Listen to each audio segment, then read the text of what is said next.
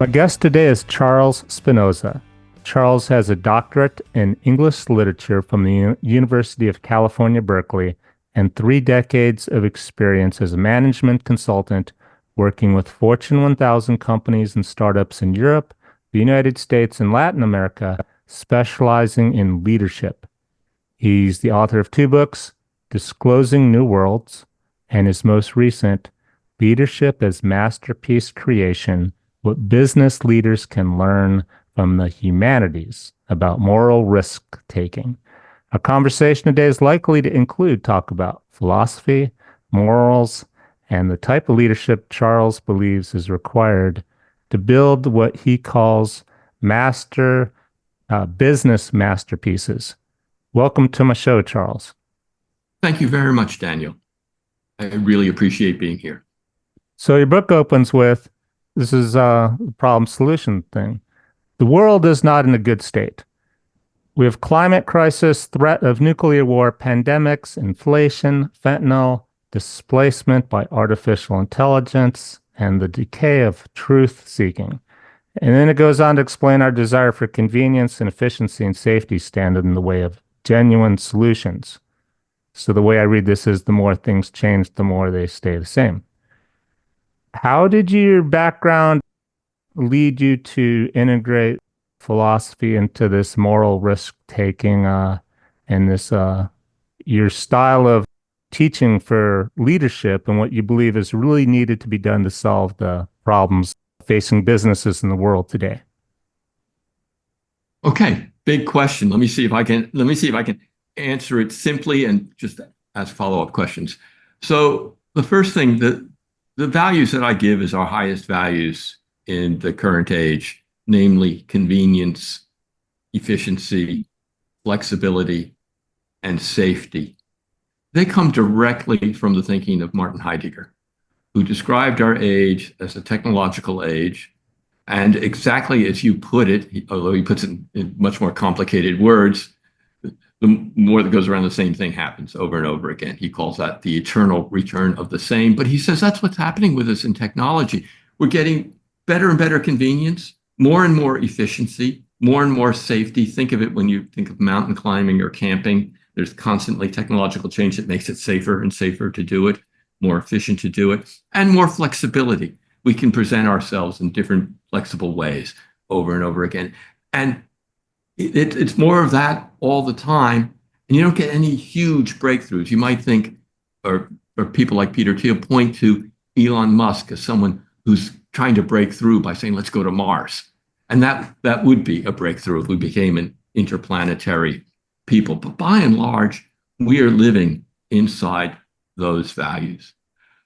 And the point of the preface of the book, which you reference, is that those values are not the kinds of values that we can live by and overcome the crises that we have. So where are we going to get the gumption? Where are we going to get the spirit to overcome those crises and move out of more convenience, more efficiency? When you say the values we have, you mean the ones about convenience. I need it fast and cheap. I'm sorry. Yes, that's exactly what I mean. And frequently in the book, for those who read it, I call those goods. I call those moral goods. But that's just the Aristotelian philosophical talk. Don't get confused. So they're not sufficient to get us through these things. But what strikes me and what I see in leaders, business leaders, is they want to create businesses that people are committed to for reasons other than they're safe, they're convenient, they're efficient, and they're flexible. They want businesses that people love, that people admire, and they work for to admire. And that strikes me, if we can unleash that power, as the way to overcome what's a kind of lethargy of safety, convenience, efficiency, and flexibility. And so out of that came the sense that our business leaders today can be the moral artists that lead us out of the problem. Now, moral artistry is something that comes from philosophy and the way people look at what leaders have done, and historians as well. Think of the Greek city-states, think of the Italian city-states during the Renaissance, where the leaders were creating morally distinctive little worlds. Yeah, that's the other thing I got from your book is it sounds like to solve the problems today, you might ask what they did in the Renaissance period. What would Leonardo da Vinci or Michelangelo do? Yeah, and that's one of the things that's in the background of the book. So the answer to your question is what do we get from philosophy and history and the humanities in general? I get the history has been different. There hasn't been a kind of universal set of moral goods, and they've been richer moral goods. Okay, so the universal set I'm saying we have now are convenience, flexibility, and so forth. They've been richer moral goods. And you take something like Amazon, Bezos's Amazon, which, by the way, has one foot obviously inside convenience, one foot inside flexibility, one foot inside efficiency. But the organizational goods for Bezos's Amazon are what? Relentlessness. People decry that. He works with people relentlessly. Well, he does, and he thinks it's a great thing, and people who last at Amazon think it's a great thing. Raising the bar on work requirements all the time. He does. It's exhausting. Frugality and fanaticism about the customer. Those are his four highest values, four goods. People who live in that organization have a deeper, thicker commitment, relentlessness. I'm going to go to work every day and work the hardest I can. Well, I think maybe I don't know if that's the best example. Tell me if I'm wrong. I recall he was getting because working people relentlessly for profit. He was kind of like in the steel days in Andrew Carn, the founder of the railroad. Yeah, the steel mills and the railroad. Yes. Yeah, just not paying people enough. And then yeah, you get these nice we have a railroad today, but who suffered to build it kind of thing. It sounds like you're okay with that value. I actually, it does. I am. Let's say I make in the book a distinction between organizations that we can admire and ones we can embrace. I've interviewed a number of people that worked with Amazon, now mostly in the management ranks, a number of them who were burnt out. And this is what they say to me, basically across the board. Charles, I worked enormously hard at Amazon. I gave it everything I got. It ended up burning me out. But I have to say, I look back at that as the time when I produced the best work of my life. And I wouldn't take it back. And that's from the management ranks. And I think that's by and large what you get from the management ranks. I think when you push it down to the warehouse workers, you run into some trouble. I think in most businesses I have worked at, there's always been a place where they push what they're about a little bit too strong in one area or another. And I should be clear. I'm not criticizing working hard. I watched a documentary on them building the first 747 jumbo jet. And they were just like 2 years from now, you got to have something like this. And we got nothing on paper right now. And they didn't have the engines for it. It was crashing and not crashing, but the engines are blowing out. And as an engineer myself, you got to work hard sometime. We're going to put a man on the moon. I think with the Amazon thing, it was more that as long as you pay your people well, and hey, you know what? I need a day off. I've been working 6 days in a week. Okay, yeah, fine. And then you need a break. yeah, Burnout. I mean, it is burnout. You need to recharge. look, this is his moral distinctiveness. Frugality is one of the other values of Amazon. So yeah, you're right. They don't pay well. When he first opened it, you had to pay for parking. You had to pay for the snacks that you got. Now it's no longer that crazy, and I think Amazon is paying people better. These are the kinks you have to work out if you're going to be morally distinctive. And I think being morally distinctive is critical to have industries that break us out of convenience, flexibility, efficiency, and safety. And he's going to have to work some of them out. But it is a quite distinctive place. When you talk to people from Amazon, yeah, they talk about a culture that's very, very distinctive. Some people don't like it. Some people hate it. I've talked before groups where people walk out because they think it's so evil.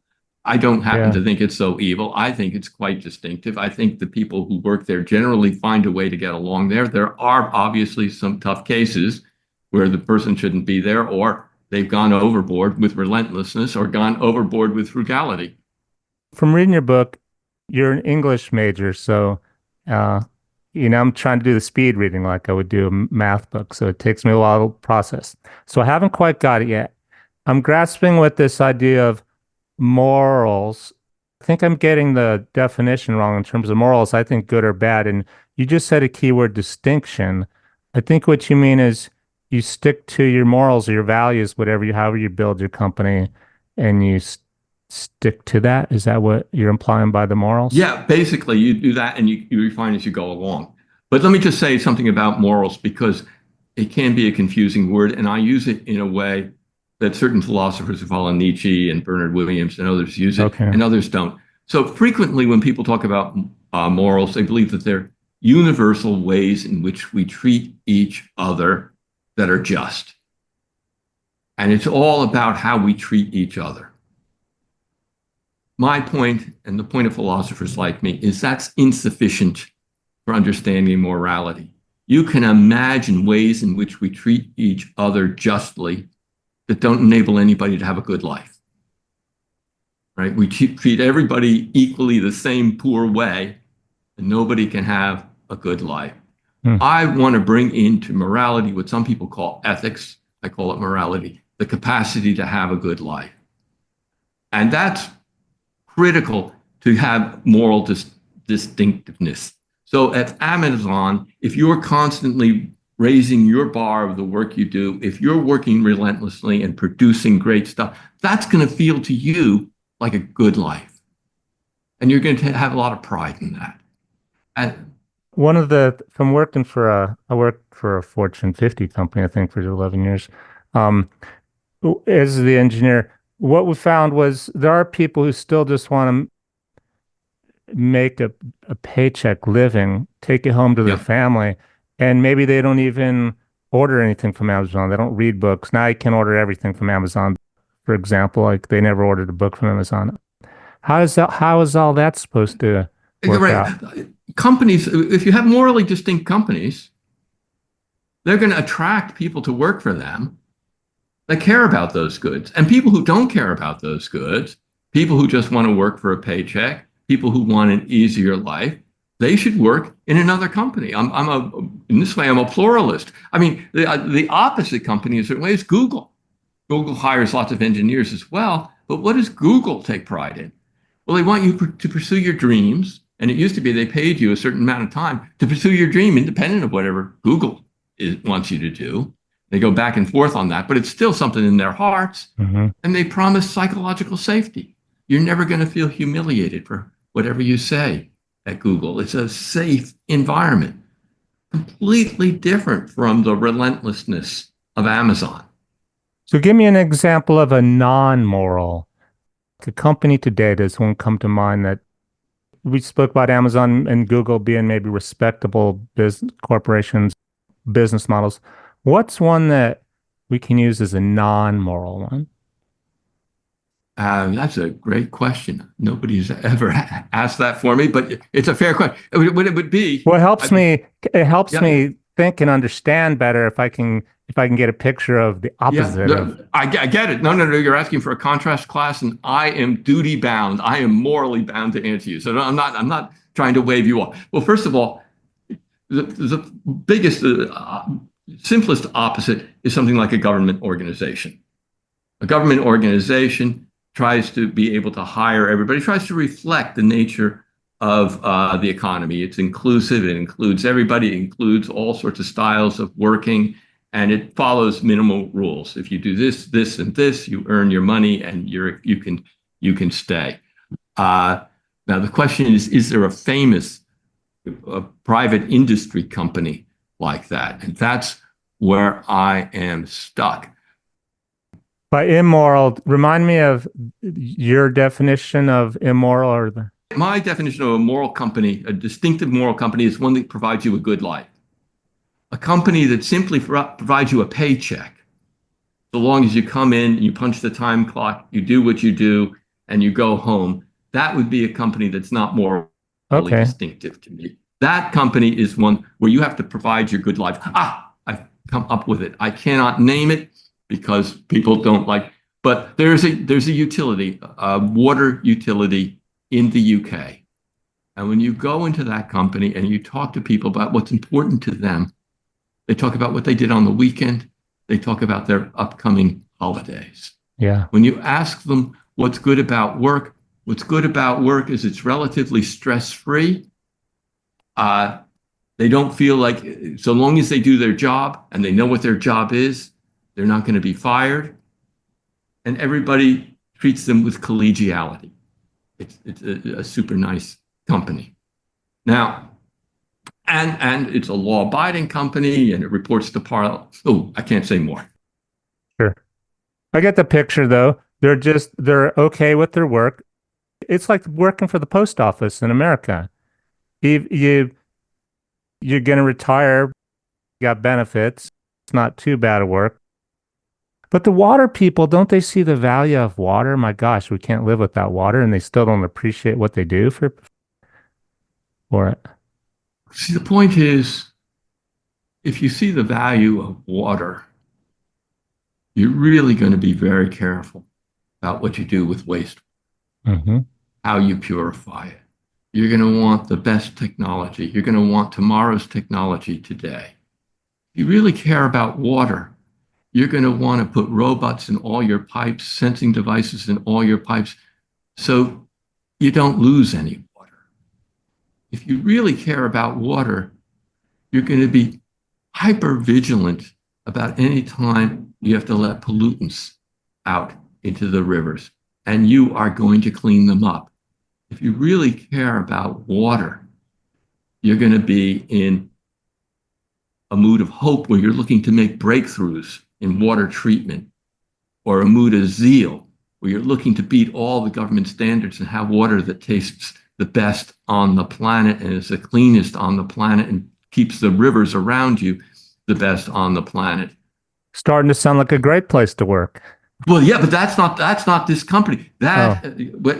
That is what the consulting companies I work with try to turn water companies into. Oh, so in this case, is let's just like an old, non-maintained, let's just put the minimum standard water out. You don't need to be here any longer because, oh yeah, don't worry about it if it leaks a little bit. It always does. Saying that was their kind of, Yeah, that's what happens if it's just you go and you collect your paycheck and your vacations, your holidays are most important. If, on the other hand, you work with a company that we're working with, what's going to be most important is you love your customers. You want to be able to brag that you have no polluting events, or the polluting events that you had absolutely had to happen because something worse would have happened. And you're going to issue apologies to your customers and have that kind of relationship with your customers when you have polluting events. You're going to be looking for the best hyper good technology to go through and keep leaks from happening, close them, and certainly flooding. You are going to be spending hours and hours and hours during the rainy season, all hands on deck, preventing floods from happening and destroying people's property. That is a different kind of water company. That is one where you're going to be really proud in the morning that you get up. That's one that offers you not just a fair way of being treated, but a good life.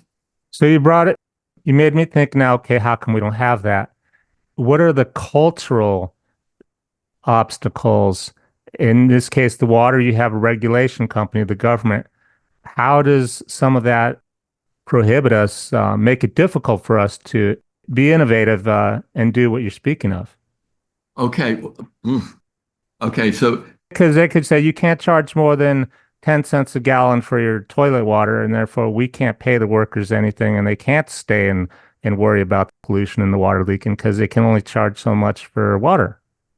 I mean, you're exactly right. I mean, it's a highly, in the parts of the world that I'm talking about, water is a highly regulated industry, and the prices are regulated, and there are a series of variables that the regulator looks at, and you have to hit good numbers in each of those in order to get paid a fair amount of money. And it's very hard to switch and say, we want to put our priority this year on cutting pollution events next year on quality of the water. There's very little that you can do. So there's the government regulation on the one hand, but even inside that, Well, it actually circles down to what people will pay because the government's only regulating because they don't want the cost of the water to go up. And there lies the problem. What if it's legitimate? Well, we can't still afford it because, the people on welfare still can't afford any change in their water. We're chicken and the egg thing. actually, you know what? There's all sorts of room here. It is whether you are desperate to be inventive. So I'll give you a couple of things that we came up with for helping companies in the water industry. First of all, they want everybody to conserve water, and there's a basic amount of water that they agree everybody needs. Make that for free. Charge people above that basic amount of water that they need. Suddenly, you've taken care of poor folks who need water. If you want to have water like a rich person, well, then you got to pay like a rich person. But if you want to have the minimum amount that you need, You know what? That's a great solution. I don't like the clothes washers that are low water flow. They shrink my clothes and they never make them clean. You can't wash clothes without using water, in my opinion. And why do I have this forced down on me? Because people are wasting water. Let me choose to wash one load a week and fill it up instead of give me a washing machine where I limit it. That's a perfect solution because then the people who overuse, they will pay for it. And if you don't, then it's right? taken care of. Yeah. And the water accountants have figured this out. But actually, nobody really wants to fight the government to bill that way in the places where we work. But again, if you're innovative, you can do another one. Mm-hmm. In lots of parts of the world where there are lots of cement surfaces, there's lots of flooding. However, there is a way to avoid that flooding by engaging your customers. If you engage your customers to collect their roof water and put it in a container that either waters your plants or just slowly lets the water leak out, they call it, well, I probably shouldn't say, they call it a water butt. But if you do that and you engage your customers, you can cut millions out of the cost it takes you to renovate your wastewater plants. And with that money, you can upgrade other things and have fewer pollution. Where's the city that has the concrete and the flooding uh, problems? I I know exactly offhand. I'm just wondering if I'm going to be breaking No, it's confidentiality. okay. Can I say it's in Europe? Is that good enough? Well, I was thinking it can't be in America because here, go figure, if you collect your water off the roof, the local utility owns it and it's technically illegal. They don't enforce it, mind you, if you water your garden with it. It's another, oh, you own my roof water? Like who would have thought Who would that? have thought? Yeah. So, but that's okay because you're working it out with the utility. My point is that if you go into utilities, and in fact, one of the cases that led to the generation of the book was a gas utility. If you go in and you change the mindset from safety and follow the rules, which is really the primary mindset inside most of the utilities, always have an audit trail, always make sure that everybody can see that you've been following the rules. Let's be safe. You change the mindset to let's innovate. Let's do something cool for our customers. Let's do something cool for the next generation. You can change it. You can change even the water utilities. My big example, the example that led me to write the book, one of the questions about my book. So I'm saying business leaders should be moral artists and they should be creating morally distinctive companies. Mm-hmm. And I didn't leave study of literature and philosophy and get that idea right away. It took me a long time. People would say, why did it take you? It took me about 15 years. But when I got it, it was because I was working with a leader who ran a gas utility, a gas distribution utility, the pipes that lead to the gas that you use for your stove and other things. Yep. And it was in an urban area. And the worst thing possible happened to him. And that was he had a gas leak that burst into fire in a multi-story building. And not only was that bad, lives get lost, but all the nearby shutoff valves were under meters and meters of cement. And the next thing was the maps of the pipes were old and ancient and inaccurate. Now, and so this disaster was happening. And there are procedures. You go back and back and back, and you shut off valves and shut off valves. Pretty soon you're shutting off a whole city in order to stop one building. He called a senior team together and said, is there something we can come up with to stop the gas from feeding the fire?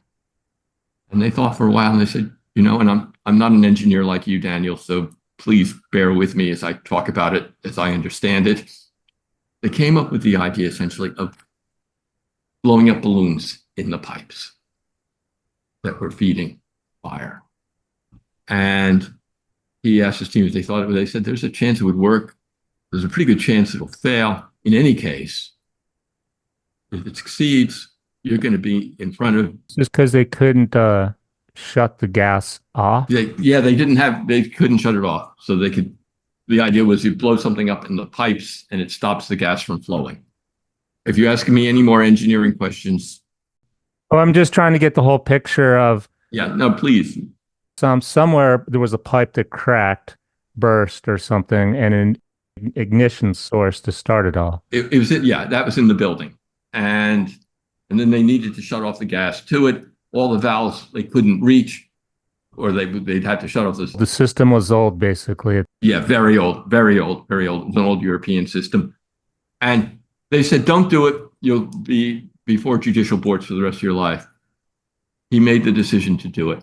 He said, I've believed in innovation all my life. Let's innovate. Let's do it. He did it. It worked. As it turned out, I started working for him on a separate engagement about a couple of weeks later.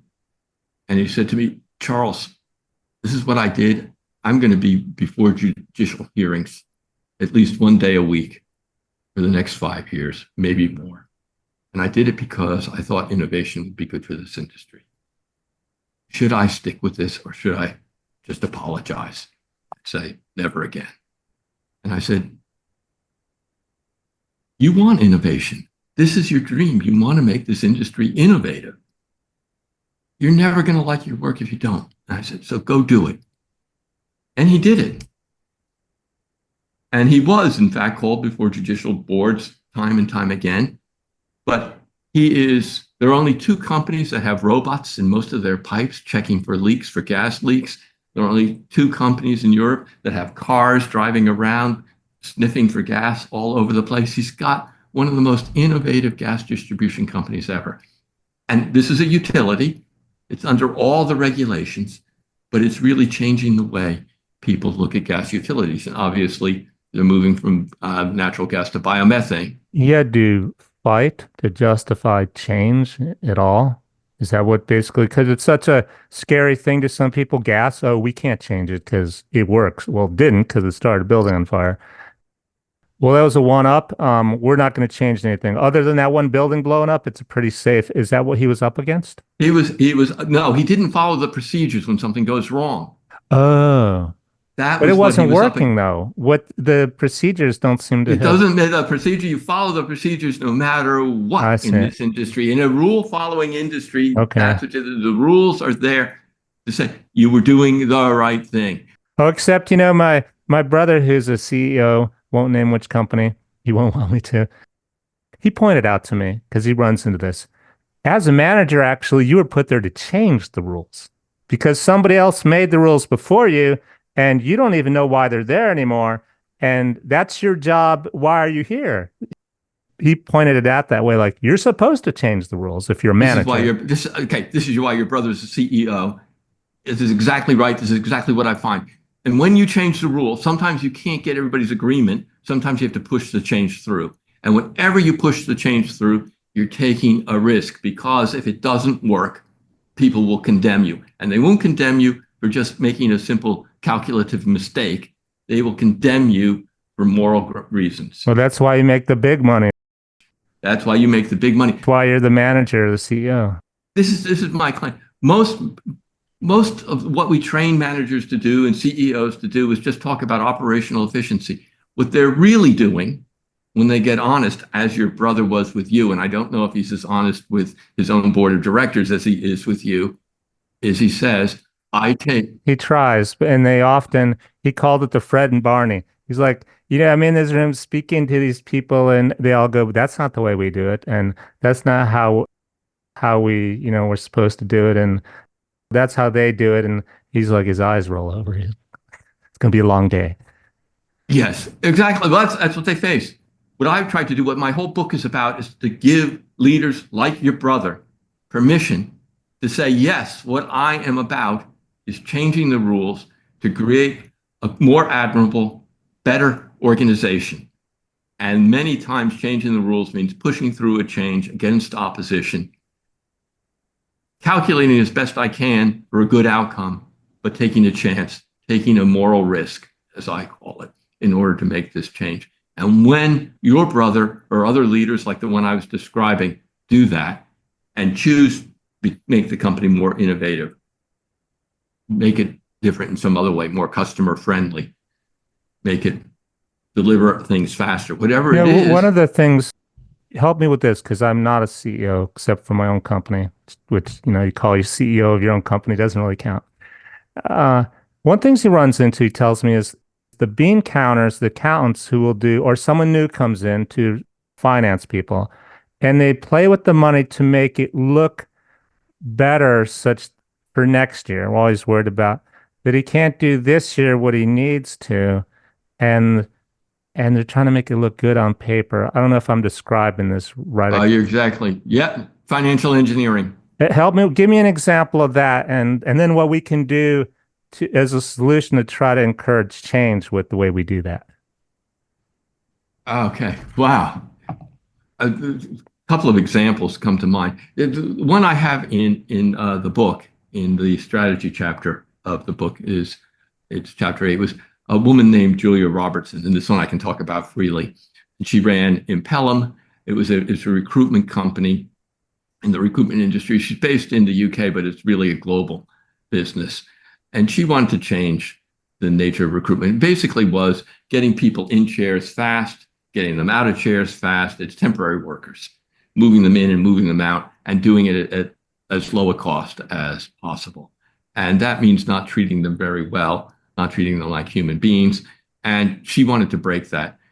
And she did that by creating a company that was going to be on the high road, treat these people like they were really valuable employees, continually train them and put them in places where they were going to be treated like really valuable employees. And she took some moral risks in doing that. And she got to the point where she looked at her own company, and it was pointed out to her by the CFO that a good third of her profits were made through financial engineering.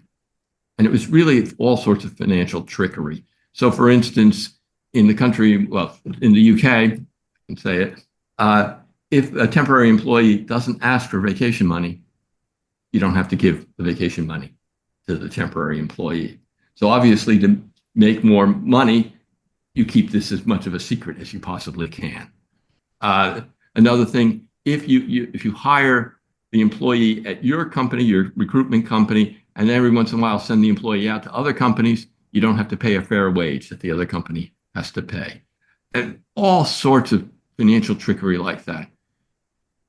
And this is very hard because the people who do it, who come up with it, are really ingenious people. And you close down one piece of trickery and they come up with 2 or 3 more. So what was the solution? She went through, I believe it was 5 CFOs until she found one that first of all agreed with her to get rid of all these gray profits. That's what she called them, gray profits.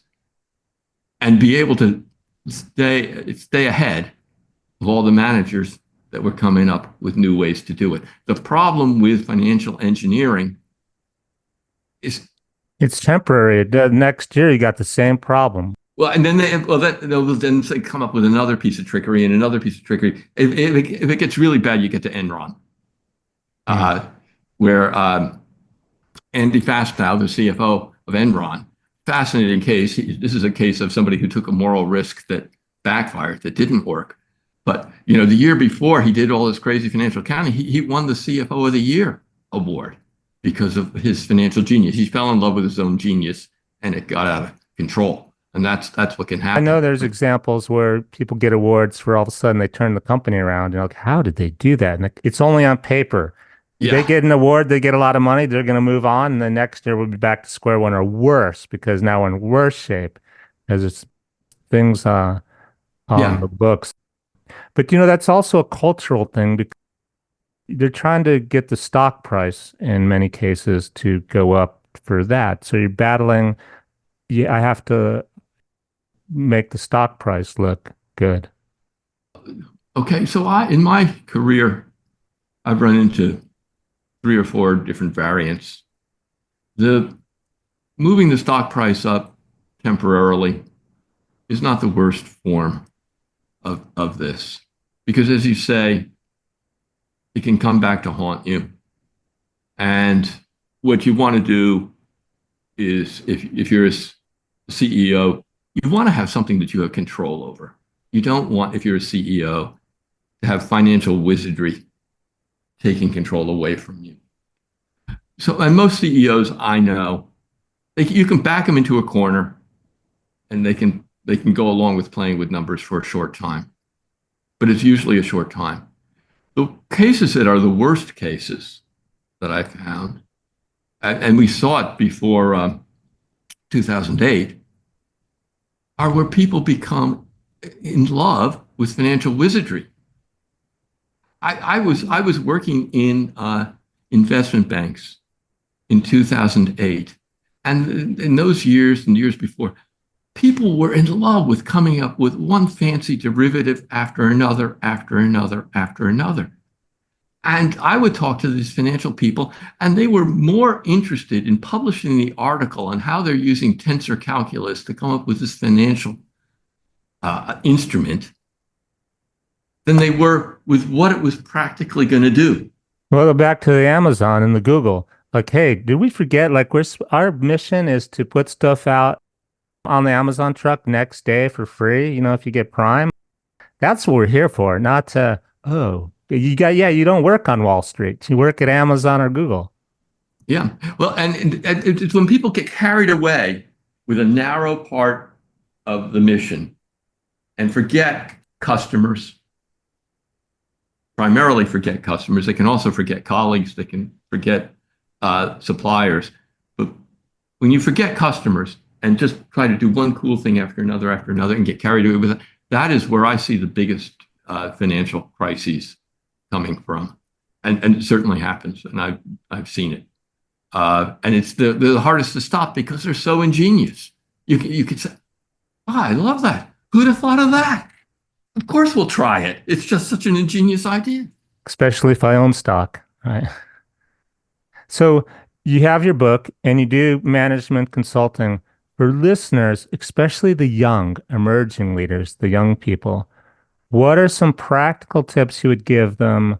We have this philosophy, but something I can remember. Oh yeah, Charles said that. Remember like one or two things most important. What would For those young be? people, Mhm. yeah. And by the way, my son is one of those young people. And I'll say something that comes out of the conversation that he and I are having. And that is tell truth to power. It's hard. It's not easy. It requires courage. But more than courage, it requires learning how to compose the difficult truth you want to tell people. And so it's not a matter of waiting for somebody to create a safe space for you. You go out so this is my advice is as much as you can tell truth to power. That will make your life more inventive and rich and worth living. It'll make you more valuable at work. Tell truth to power. That is and that is anybody who can affect your career roughly. And you have to learn how to compose what you're going to say. You have to figure out what they would think ahead of time and what they would say. You have to show them that you are wise and that you're a truth seeker. so that you're not just blurting something out. And you have to show them how you care for them and the company, and caring for them personally and the company. And if you can combine that into the difficult thing you're telling them, you can effectively tell truth to power. If you can tell truth to power, you can advance your career, and you can look at yourself far more easily in the mirror in the morning. And you're also doing the thing that leaders do. Every time you tell truth to power, you're putting yourself at some risk, and you're learning moral risk taking. So that's By truth to power, you mean the power being the upper management? Tell truth to. normally it's upper management, but it can be anybody that affects your career. Sometimes it's a colleague. Sometimes there's an employee who is critically important, who could walk out on you. That person has power at that point. Telling the truth to that person, even if that person reports to you, is difficult. I like the second part of what you said, which is you're trying to, it's like empathy or what is good for them. Like, I lead with that. I lead with that. For example, you're having a dispute with your partner, your wife. Honey, I need you to do this. Instead, start with, honey, you know I appreciate your way or love you to do this, but wouldn't it be better if we did this instead? Like lead with the positive or lead with the.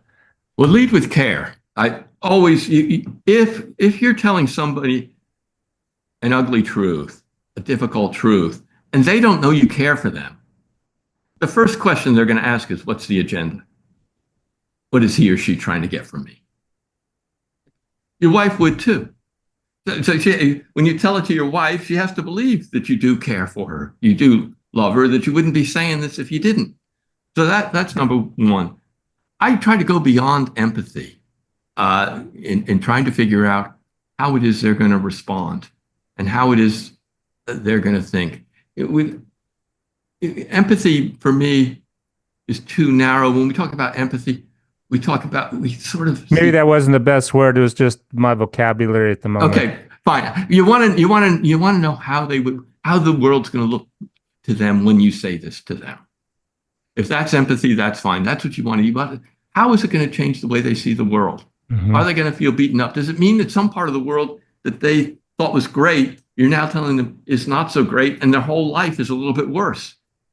If so, when you tell them that, when you tell them, this side of your family, they're pulling you into a sinkhole, but I love my Uncle John. Yes, you do love your Uncle John, but it's going to cause some real problems for you. It's very painful. Let's see how we can maintain that love, only make it different. You have to be able to think. Can we give listeners like a made up example, of course, a made up scenario, you're CEO of how this might work. Telling, actually, why don't I give you a real life scenario? Okay. So I was working with a manager at a high tech company, and in many high tech companies, in fact, maybe your listeners are in such a place. She was a digital scientist, and she was developing the next generation digital security device. Now, digital scientists have to work with engineering, they have to work with product, they have to work with sales. So here she was, she had a design for the next generation. Sales went out and told the customers that it would be ready in a year. Engineering told her that there was no way they could do it in 5 years. They'd have to change all the platforms. She thought that was wrong. Product said with a few tweaks, you can do this, this, and this, but she knew it wasn't going to be happy to make the customers happy. She, as a digital engineer, was fortunate enough to be able to talk to the customer. She had a sense of the whole. In any case, everybody was lying to the CEO.